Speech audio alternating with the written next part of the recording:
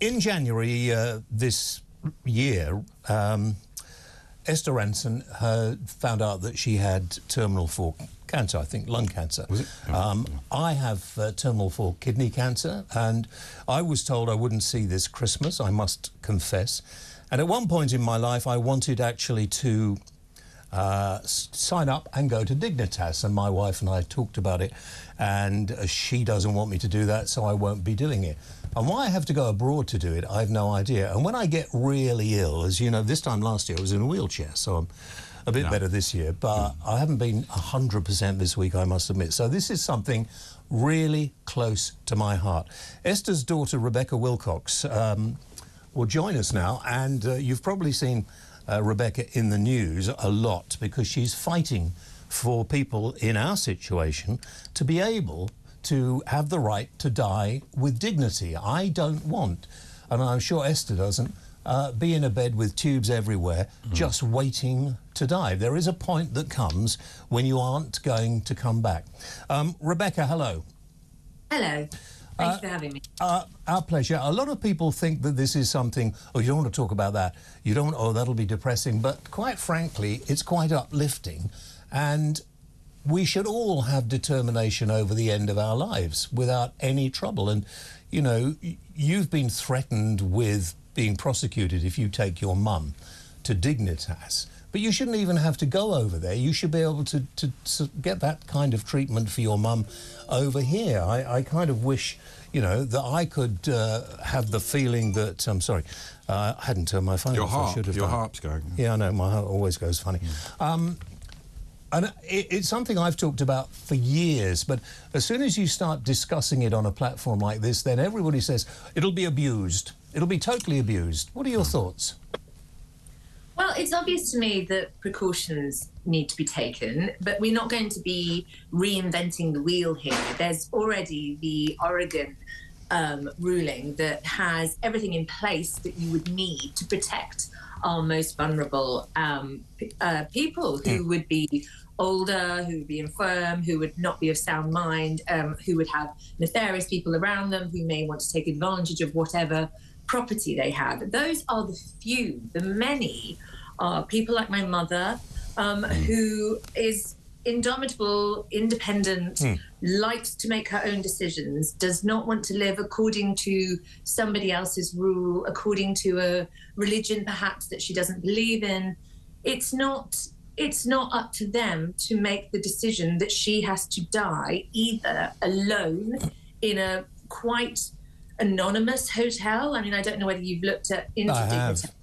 It's not glamorous. No. It's in an industrial estate. It looks a bit like a car park. You're sort of rushed in. The whole process is pretty informal and anonymous, and then getting the body back as it is quite difficult.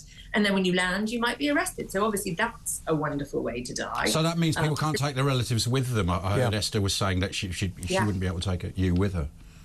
No, and I can't even say hypothetically go with her because that is legally murky. I risk prosecution by saying I support her decision. I absolutely support her decision to do whatever she wants to do.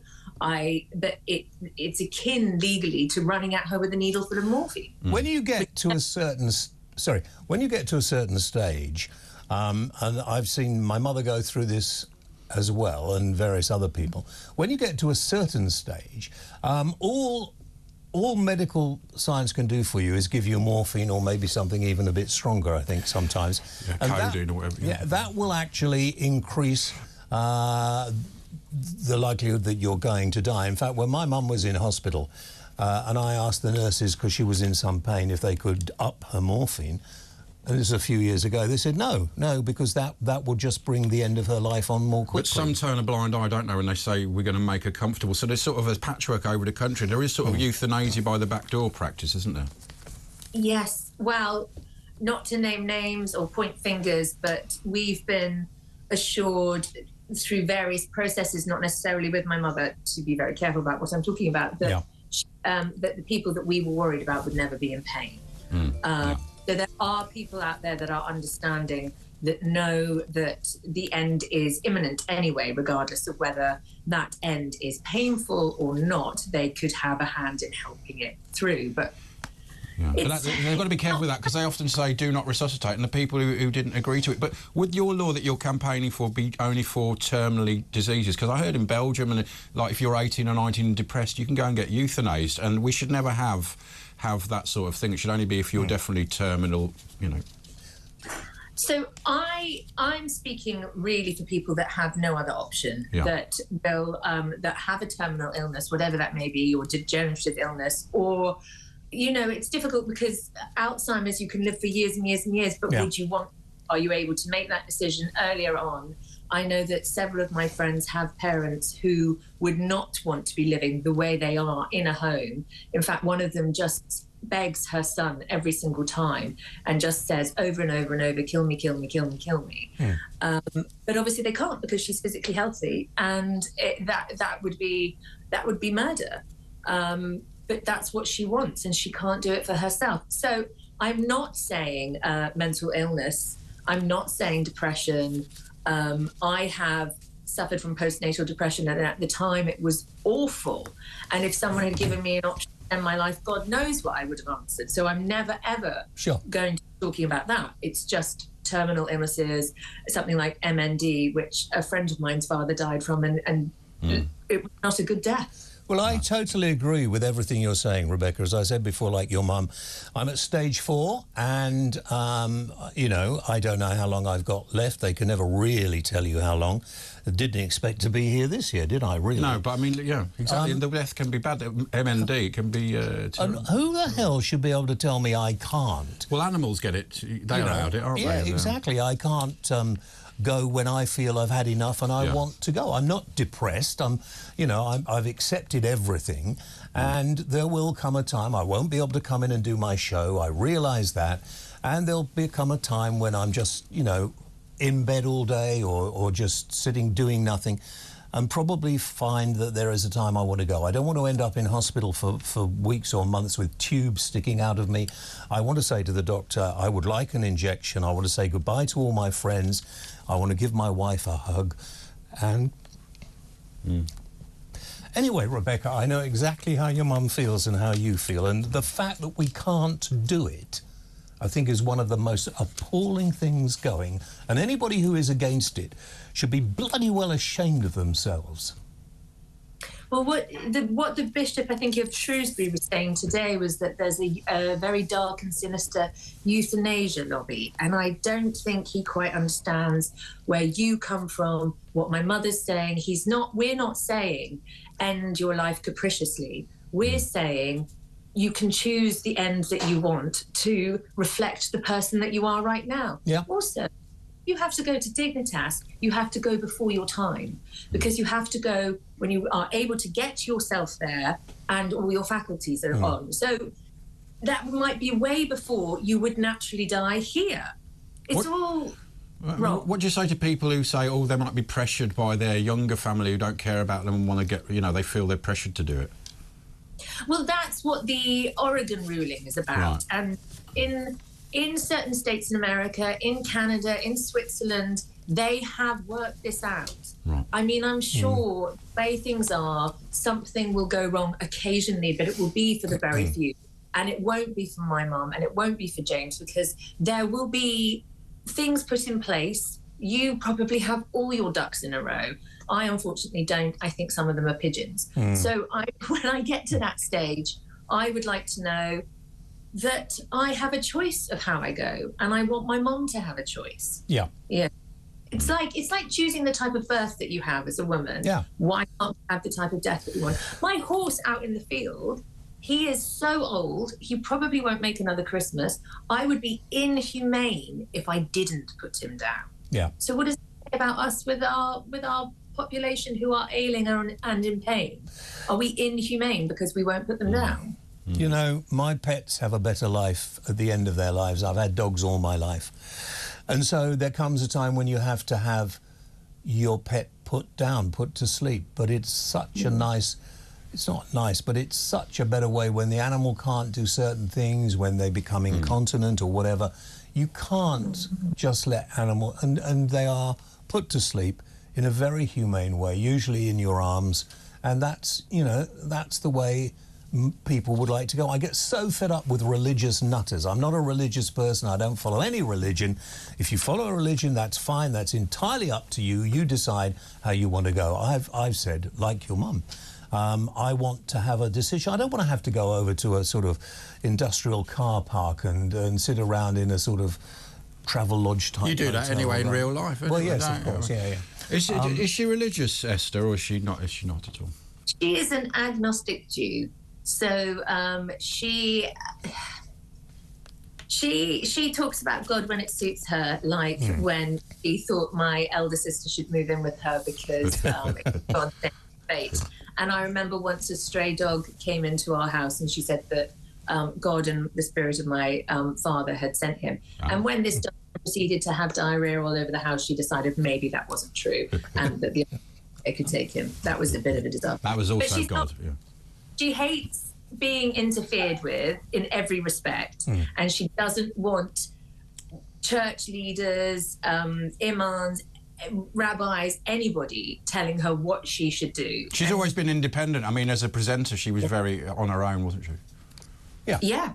She's like to go through those glass ceilings, and if this one sends her to hell according to the church, she doesn't care. No. Well, the synagogue. There is. You're an agnostic Jew, really, aren't you? I don't know. It depends what day. I'm like Eddie Izzard. Different days. He takes off. Depends what shoes I put on. Every religious holiday going. Yeah, equal opportunities. Yeah, equal rights. It's nice. What do you think of my Hanukkah bush? I think it's rather good. It's beautiful, actually. Yeah. Yeah. I got it up in time to go to the pool. I mean, Keir Starmer has actually showed that he thinks there might be, you know, grounds for changing it. I mean, but he'll change his mind next week, won't he? Oh, well, probably, yeah. But I think I just make myself feel better thinking I'm just going to say to a doctor or a nurse, come on, give me an injection of morphine, a big one, and I can just go out peacefully, and that'll be it.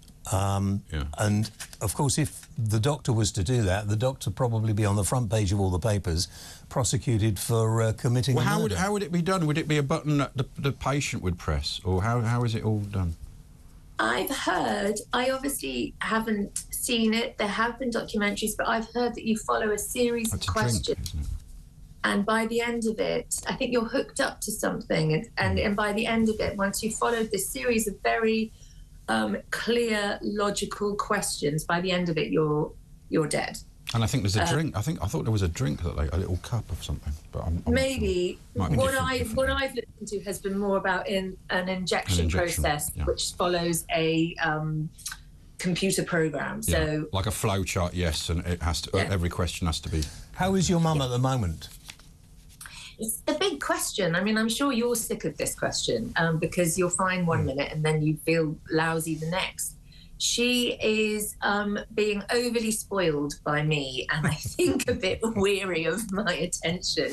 I could have fed her more mince pies today, but she's only tiny. But she's good.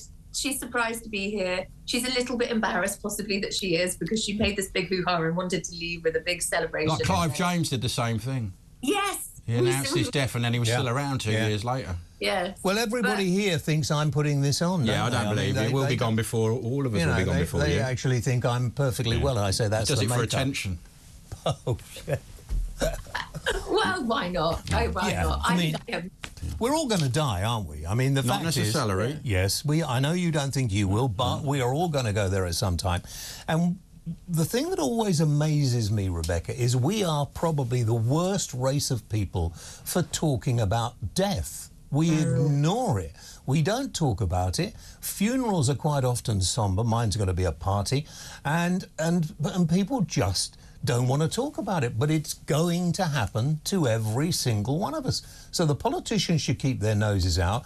Religious leaders should keep their noses out, and we should concentrate on finding a way that cannot be abused. I mean, obviously, sometimes everything gets abused, but there must be a way of sorting this out, because it's like being in the Dark Ages. There's an incredible advocate for assisted dying that I think you should talk to, called Dr. Davis, and she is so interesting about all the legal structure that is already in place around the world, and how easy it would be to put into place so that we protect the people that are vulnerable, but let the people that want to have a decision. And I think the other thing is, and I don't know whether you've experienced this, but people whisper the word cancer to me, and they don't say the word death. They say passed on, go to sleep, and use any other wording they possibly can than face the truth. And the fact is, as you say, we are all going to die. And as Mum says, she's terrible at crossing roads and profoundly deaf. She might be down by truck. So, you know, cancer be damned, it may be anything. I trip over. All the time I trip over things, always have done. I mean, the funny thing, in a way, is that my wife Nadine and I do a podcast every week about what it's like to have cancer and live with somebody who has it. And if you become, you know, like people call it the big C, it's bloody cancer. Talk about it, use the word. Is that what the B stands for, bloody? Yeah. And you've got to take control of it. And as you absolutely rightly say, since I was diagnosed and, you know, told I was at stage 4 and, you know, you might have a few months, you might even make 6 months. I've so far been told I might make the summer, but probably not the Christmas. And you think, well, you seem fine, don't you? You don't. I can assure you, well, people say you look really good, but inside, and Rebecca will know this from talking with her mum, but inside you feel quite you get a bit different knackered sometimes, from one day to the next. Yeah, and I find working keeps me going. But the whole... That's with me, isn't it? Gives you an energy, doesn't it? No, trust me, that is the worst thing I've got. It's amazing how he just comes alive when he's in my company. Honestly. But there are people, and I'm trying to work out how I can phrase this, but there are people I've known over the last few years who've been perfectly well, who are now dead. And you're the common denominator. Oh, shut up. Well, that's what Mum said when she got the diagnosis, and it was lung cancer. Before we found out it was this EGFR, this different type of lung cancer. She had one of her very good friends, Alan Collin, was dead within weeks, and she really didn't believe. And when she first spoke to the oncologist, she said, "Well, when do you expect to die?" And we didn't find that the most helpful answer. And she said, "Well, I'd like to see spring." And this was in January, and she's made it through to Christmas, and hopefully we'll see the next spring. And he said, "I expect you to die sometime between now and the next 10 years." They don't know. No. They don't. And you get I've had cousins and people I know who have cancer, and literally within a month, they're so aggressive. So you get cancers like that as well. There's no rhyme or reason. I mean, I'm being told I've only got about 30 seconds left, but not by the doctor, no, by the producer. No. This is time in the show, so it all has it's all quite funny, and you have to laugh at it. And if you don't, then the time that you have left will be really quite depressing. And one of the worst things you can say to somebody with cancer that's terminal is, "How are you? How are you feeling?" You know, just the sort of thing normally just to say, "How are you?" Well, I'm really ill, actually. How's the cancer go? Because I'm always tempted to turn round and reply, "I'm dying. How are you?" And that will be a bit... It's a conversation stopper. Nasty. Loads and loads of texts coming in. The calls are mostly all in favour of you. I find sometimes, I think when I'm talking about my cancer, I feel that perhaps... You know, people think, "Oh, why doesn't he shut up about it? Why doesn't he stop going on about it? He wants to know about it." No, we don't. But I think more people who talk about it, and do you know, it does me good talking about it. Good. Yeah. I think the more we talk about it, the more we understand about it, the less terrifying it is. And if we see this as the natural process it is, where we should be surrounded by our loved ones, where we should be in this country, where we shouldn't be outsourcing it to Switzerland, who are making a fortune because it's £20,000 a person, ridiculous. So it's therefore for the few. It is not for the many. We need to change it. Rebecca, give our love to Esther. I haven't seen her for a while, but just say hi to her for us, will you? Thank you very much indeed. I will. Send her love to you too. Thanks a lot.